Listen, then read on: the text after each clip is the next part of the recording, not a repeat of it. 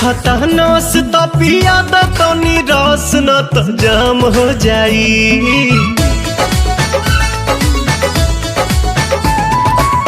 सुखता नस त पिया द तनी रस न त जाम हो जाई, न त जाम हो जाई। ए राजा चलो ना पिपरवा के तरवा ओही जे सारा काम हो जाई। ए राजा चलो ना पिपरवा के तरवा ओही जे सारा काम हो जाई। जानी बात टरकाव यही लागे ढरकाव रानी अजूरी में उठावा के पानी। बड़ा तेज बट धूप सब राजाई रूप देखो काहे में फंसी जवानी। राजा चलो ना पिपरवा के तरवा ओही जे सारा काम हो जाई। ए राजा चलो ना पिपरवा के तरवा ओही जे सारा काम हो जाई।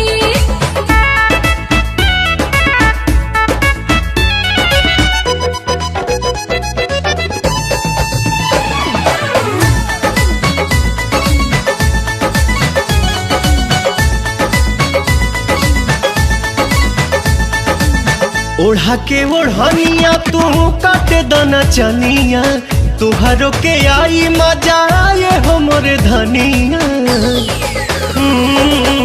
ओढ़ा के ओढ़निया तू काटे दना चनिया, तुहारो के आई मजा आए हो मोरे धनिया। नशा में नतीजा कुल बिगाड़ देबो हो, सारा इज्जत के बेइज्जत में लसार देबो हो। कहीं इतना डेरालू तू त झूठे अगर आलू रानी कहतानी बात हम सही। इह खेल बानी हमनी अकेले देखे गहुआ के लोग का कही। राजा चलो ना पिपरवा के तरवा ओही जे सारा काम हो जाई। ए राजा चलो ना पिपरवा के तरवा ओही जे सारा काम काम काम हो जाई।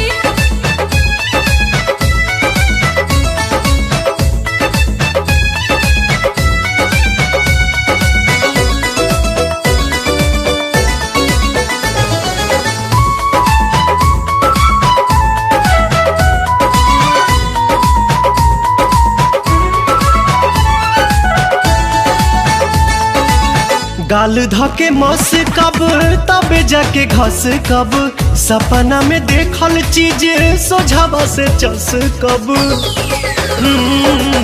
गाल धके मस कब तबे जाके घस कब, सपना में देखल चीज सोझावा से चस मोरे कब। सोना मोरे हीरा तू तो बड़ा पागल आइल, लागे मोना मोना बात कुली खोला तू फाइल। बाटे खड़ा दोपहर मन मारता लहर रानी मनवा के कैसे मनाही। छोड़ जाए दाई जान चल कइलो ने मन अब कइलो न जाता नहीं। राजा चलो ना पिपरवा के तरवा ओही जे